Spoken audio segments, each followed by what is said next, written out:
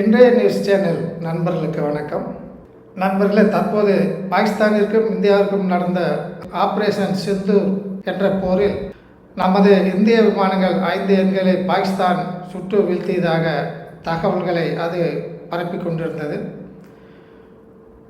5 விமானங்களில் 3 ரஃபேல் விமானத்தையும் ஒரு Su-30 MKI விமானத்தையும் ஒரு MiG-29 விமானத்தையும் சுட்டு வீழ்த்தியதாக பாகிஸ்தான் உலகிற்கு கூறி வருகிறது. நண்பர்களே, உண்மையிலேயே மிக சிறந்த போர்த்திறன் கொண்ட நமது ரஃபேல் விமானத்தை பாகிஸ்தான் உண்மையிலேயே சுட்டு வீழ்த்தியதா?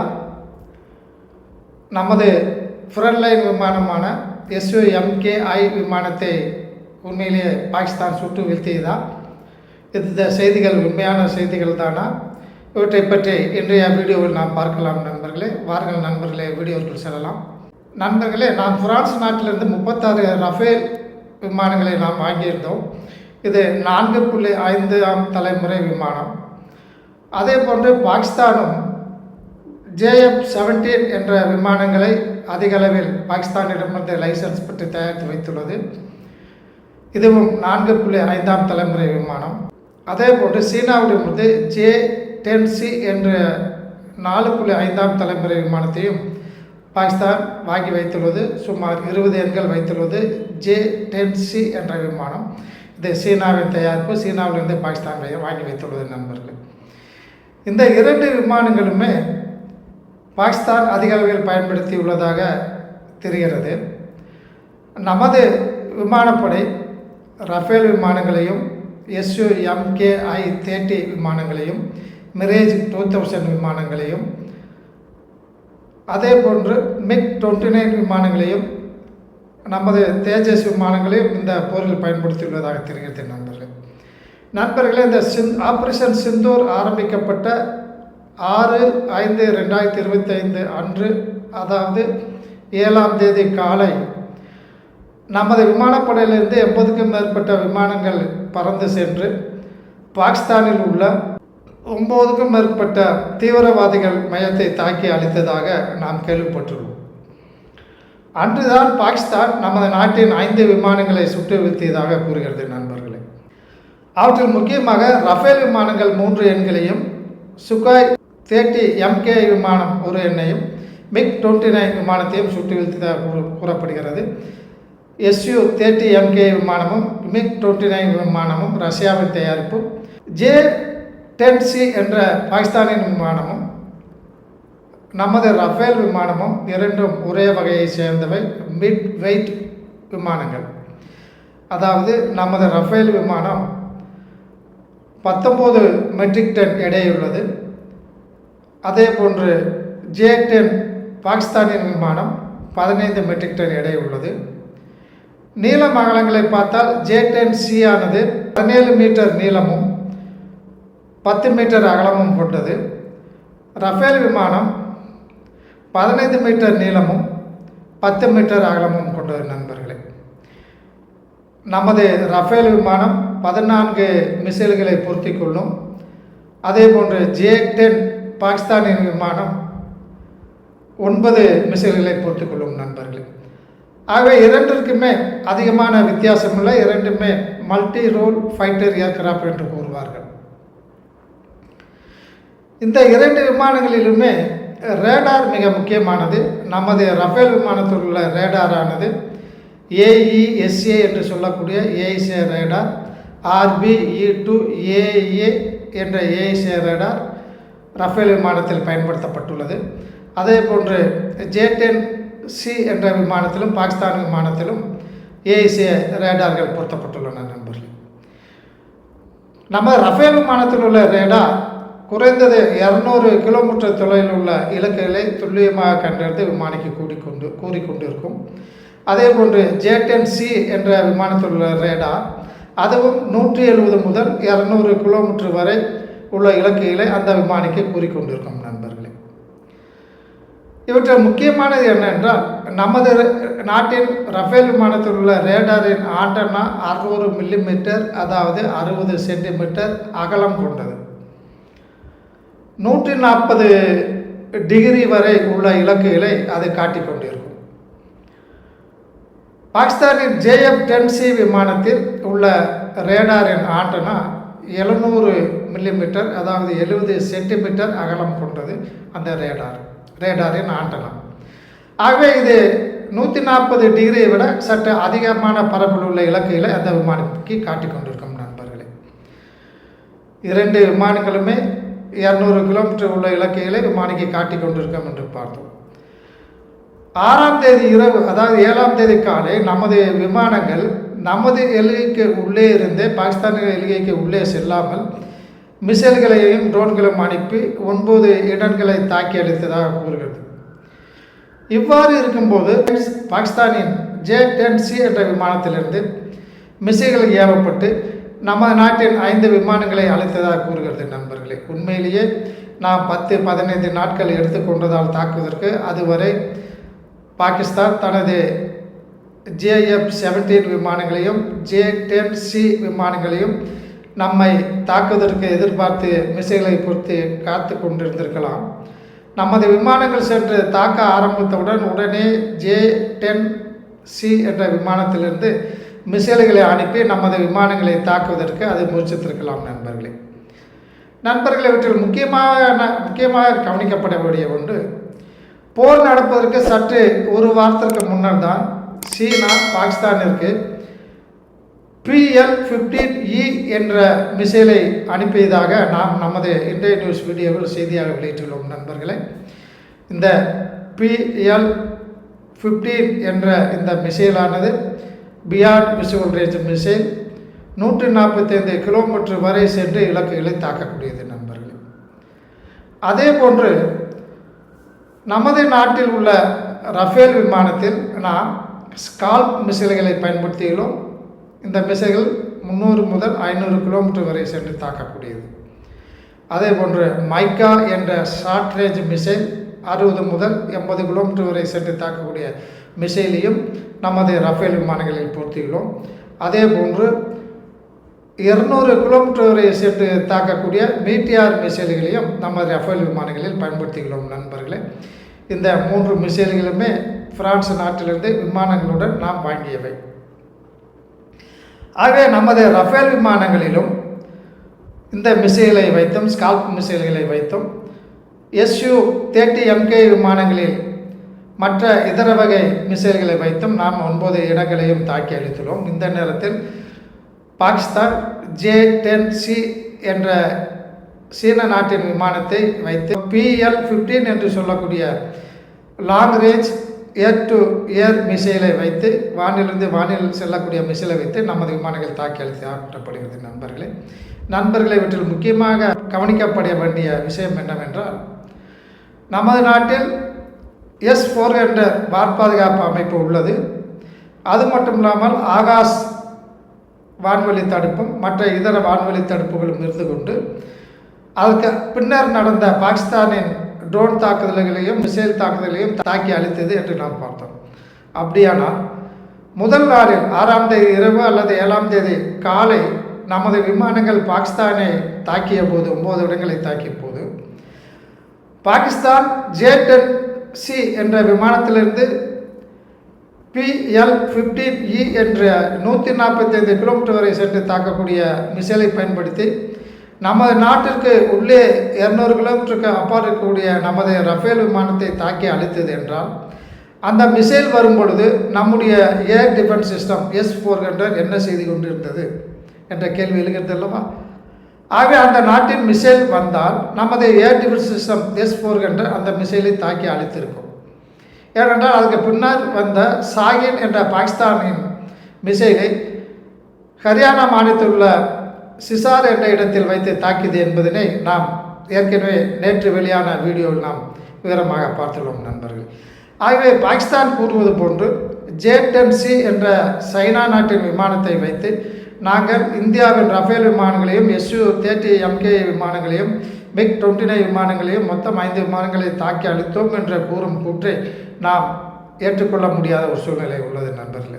அது மட்டும் இல்லாமல் அதை தாக்கியதற்கான எந்த விதமான வீடியோ சான்றினையும் அது வெளியிடவில்லை, அல்லது தாக்கப்பட்டு கீழே கிடக்கக்கூடிய எந்த ஒரு விமானத்தின் பாகங்களும் இந்தியாவிலோ அல்லது பாகிஸ்தானிலோ அதை புகைப்படங்களாக அல்லது வீடியோவாக எடுக்கப்பட்டு எந்த விதமான ஊடகங்களிலும் அதை இதுவரை வெளியிடவில்லை நண்பர்களே.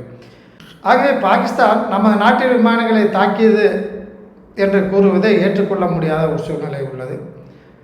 மேலும் பார்த்தோமானால் பத்திரிகையாளர்களுக்கு நம்ம நாட்டின் விமானப்படை அதிகாரி திரு பாரதி அவர்கள் கூறும்போது ஒரு நிருபர் கேட்ட கேள்விக்கு நம்ம நாட்டின் விமானங்கள் எத்தனை அளிக்கப்பட்டுள்ளன என்று கேட்டதற்காக இதை பற்றி தற்போது எதுவும் கூற முடியாது. ஒரு போர் என்று வரும்போது ஆயுதங்கள் அளிக்கப்படுவது இயல்பு. ஆகவே இந்த நேரத்தில் விமானங்கள் அளிக்கப்பட்டது தொடர்பான எந்த விதமான பதிலையும் கூற முடியாது. அவ்வாறு கூறினால் நாம் இனியும் இந்த ஆபரேஷன் சிந்தூரில் இருக்கின்றோம். ஆகவே இந்த ஆயுதங்கள் அளிக்கப்பட்டதை பற்றி கூறினால் எதிரிகளுக்கு அது சாதகமாக அமைந்துவிடும்.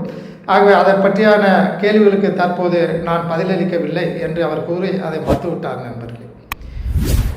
உண்மையிலேயே நமது நாடு உண்மையை கூறக்கூடிய நாடு, மறைக்கக்கூடிய நாடு அல்ல. ஆகவே நமது ரஃபேல் விமானம் அல்லது எந்த வகை விமானங்கள் அளிக்கப்பட்டிருந்தாலும் இதுவரை அது மானம் சாதித்திருக்காது. அது உண்மையை கூறியிருக்கும் என்று நாம் எதிர்பார்க்கலாம். அவ்வாறு அளிக்கப்பட்டிருந்தாலும் ரஃபேல் விமானம் அளிக்கப்பட்டிருக்காது.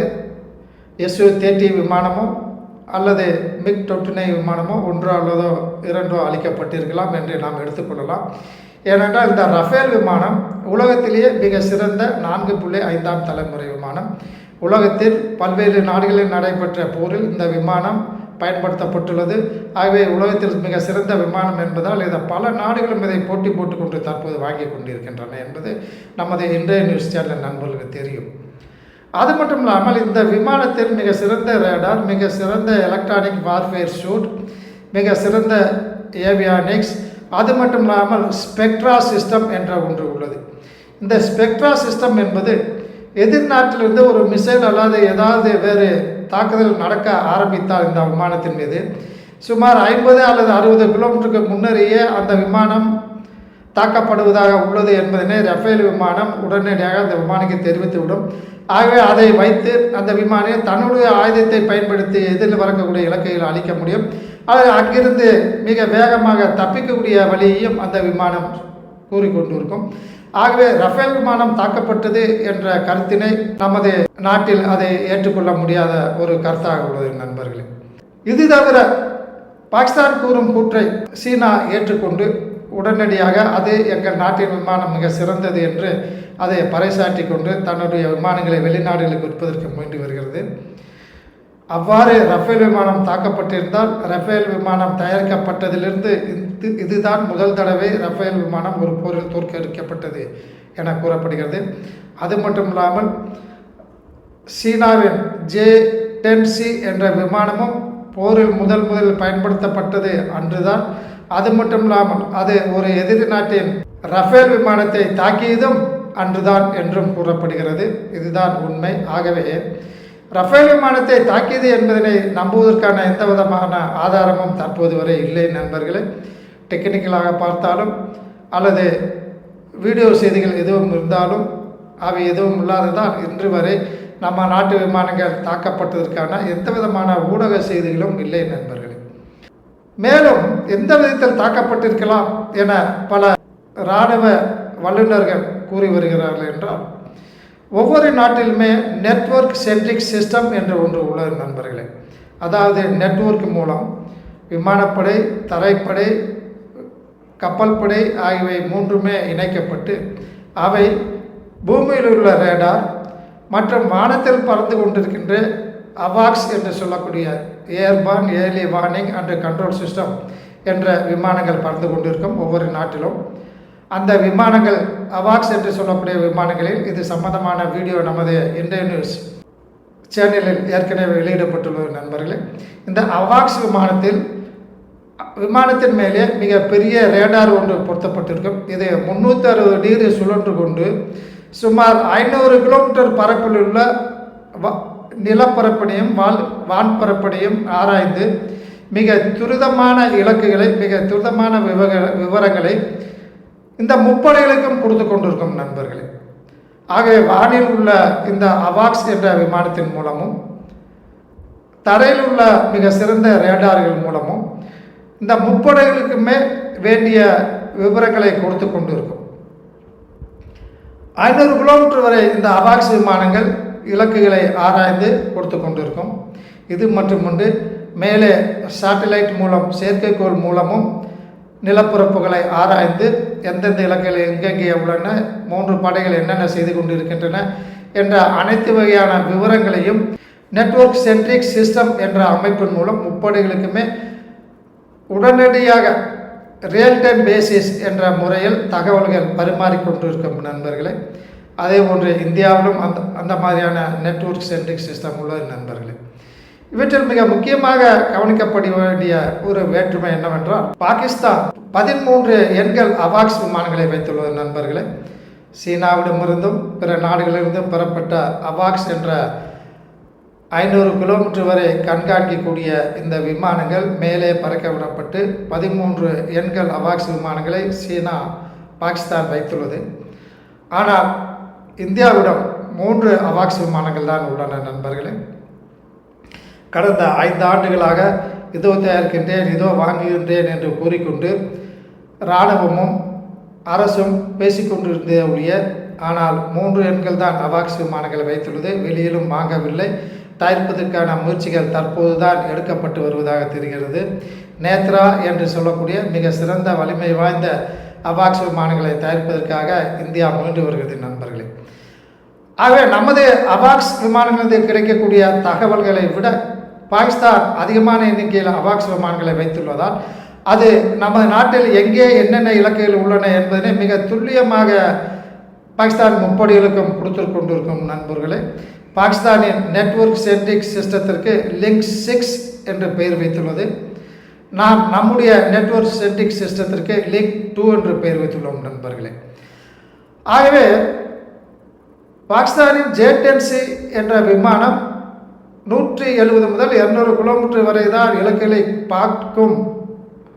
காட்டும் என்ற ஒரு நிலை இருக்கும்போது 200-300 கிலோமீட்டருக்கு அப்பால் நமது விமானங்கள் இருந்து கொண்டு பாகிஸ்தானை தாக்குவதற்கு முயலும் பொழுது எப்படி J-10C விமானம் நமது விமானத்தை கண்டுபிடித்தது, அது மட்டும் இல்லாமல் 145 கிலோமீட்டர் வரை செல்லக்கூடிய PL-15E என்ற மிசைலை வைத்து 170 கிலோமீட்டர் வரை கண்டறியக்கூடிய J-10C விமானத்தை வைத்து எப்படி நமது நாட்டில் உள்ள 300 கிலோமீட்டர் 200 கிலோமீட்டருக்கு அப்பால் உள்ள நம்முடைய ரஃபேல் விமானத்தை சுட்டு வீழ்த்தியது என்ற ஒரு கேள்வி எழலாம் நண்பர்களே. இந்த நெட்வொர்க் சென்ட்ரிக் என்ற அமைப்பின் மூலம் மேலே பறக்கக்கூடிய அவாக்ஸ் என்ற கண்காணிப்பு விமானத்திலிருந்து நமது ரஃபேல் விமானங்கள் எவ்வளவு தொலைவில் எத்தனை எண்கள் உள்ளன, எந்தெந்த விமானங்கள் உள்ளன என்பதனை நெட்வொர்க் சென்ட்ரிக் மூலம் பாகிஸ்தானின் விமானப்படை, தரைப்படை, கப்பல் படை ஆகிய 3க்குமே அந்த அவாக்ஸ் என்ற விமானம் நேரடியாக அனைத்து விமானங்களுக்குமே தகவல் கொடுத்து கொண்டிருக்கும் நண்பர்களே. அனைத்து கப்பல்களுக்கும் தகவல் கொடுத்து கொண்டிருக்கும். ஆகவே நமது விமானங்கள் 80 எண்கள் பாகிஸ்தானை தாக்குவதற்கு எங்கெங்கே உள்ளன, எந்தெந்த வகை விமானங்கள் உள்ளன என்ற தகவல்களை பாகிஸ்தானின் 13க்கும் மேற்பட்ட அவாக்ஸ் விமானங்கள் அந்த விமானங்களுக்கு கூறிக்கொண்டிருக்கும். அது மட்டும் இல்லாமல் நீங்கள் கேள்விப்பட்டிருக்கலாம், போர் நடக்கும்போது சீனா தனது நாட்டின் சேட்டலைட்டுகளை செயற்கைக்கோள்களை பயன்படுத்தி இந்தியாவில் எங்கெங்கே என்னென்ன உள்ளன போன்ற தகவல்களையும் பாகிஸ்தானுக்கு கொடுத்ததாக செய்திகள் வந்ததையும் நீங்கள் கேள்விப்பட்டிருக்கலாம்.